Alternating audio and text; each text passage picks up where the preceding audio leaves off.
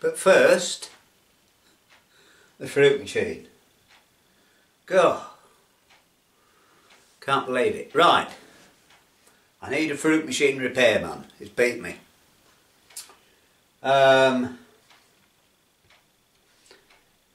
Seriously, it's beat me. I bought another board that fits, right, that good behind the reels,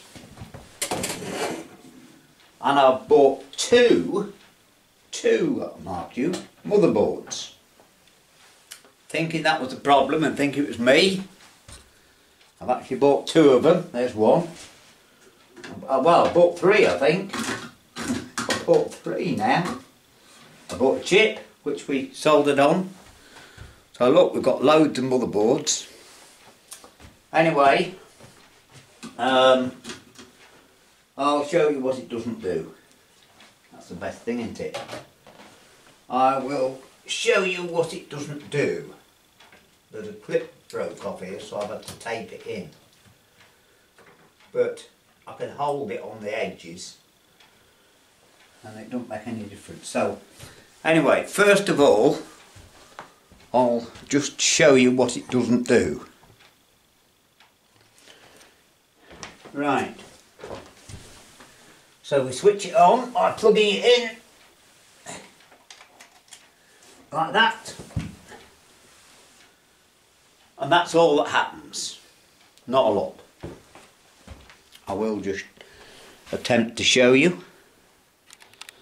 Oh dear. Right. I'm at a loss. I really am. I've even, someone takes a power supply on the video, and I've even got another power supply. So I'll put that in. Came there 2 ago.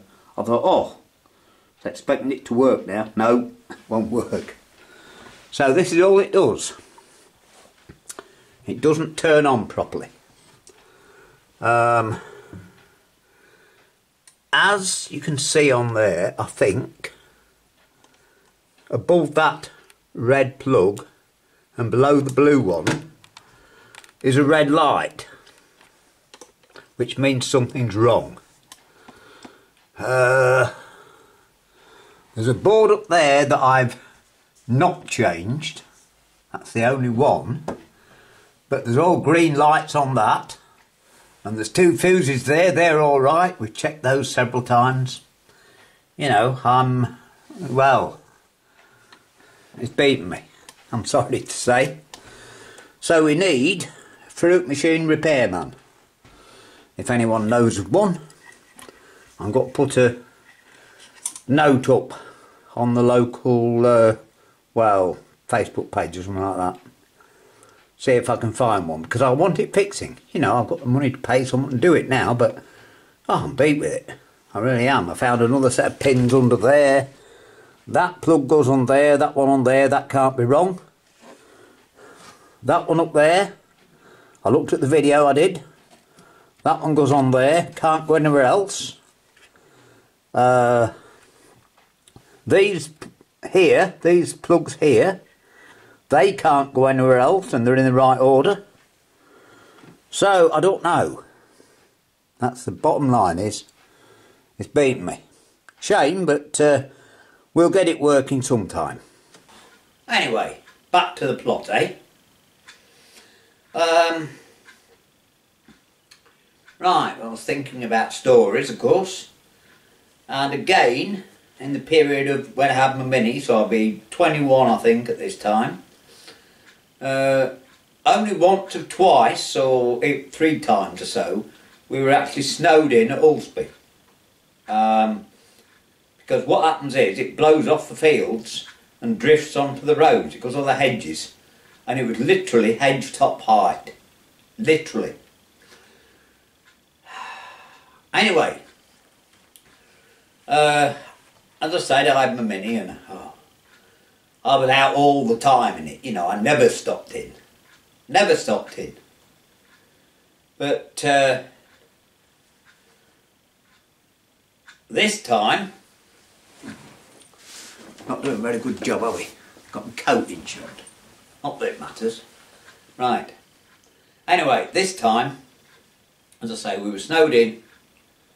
I haven't many. And I've been stuck in our house and yard for a week. I mean, that's a long time. A long time. So, finally, late at night, the road got cleared with, it was a crawler, that's a track laying vehicle, called an International Draught, and you can see them. It got a 4-in-1 bucket on the front, which means it was like a normal muck filler bucket that went up and down, and you could tip the bucket on hydraulics, but also you could open it up and grab with it as well. Anyway, I was so bored when they got the road open, late at night this was, late at night, I decided to go for a drive up to just a mile up to Ulsby Cross from home. And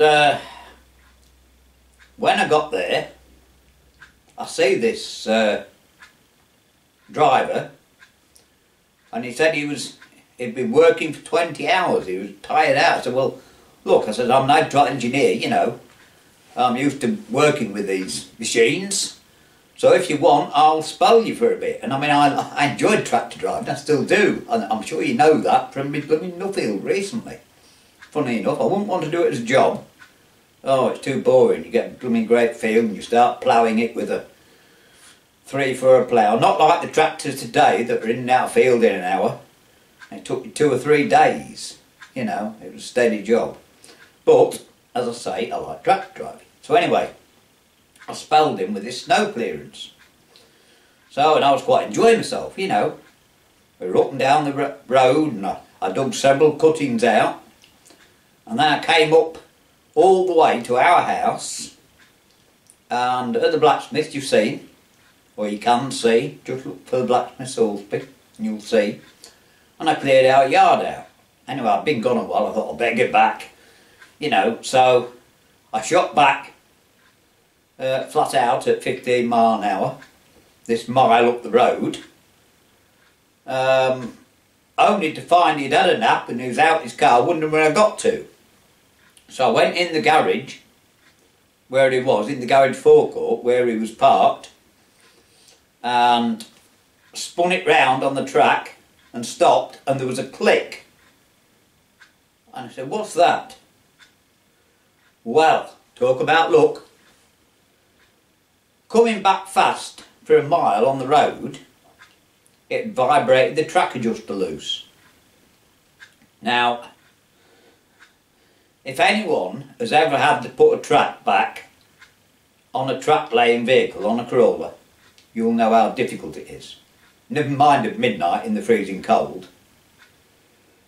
And I was so lucky because I stopped. And I took the track adjuster loose, and just like a push bike chain being too loose, right? It come off the sprocket. And it just come off the sprocket as I stopped. So all I did was, he got a big crowbar, and he always carried them obviously, and barred the track across a little bit, and I backed it up, and we got it back on and readjusted it, and everything was alright. But we were lucky not to have a few hours struggling, you know, in the dark. Anyway, hope you like that story. It's just one I've thought of, and people seem to like these stories, don't they? They do. Do you like my boots? I'm just looking at myself in the viewfinder. There you go. Right. What else to tell you? Not a lot. Right. In a bit.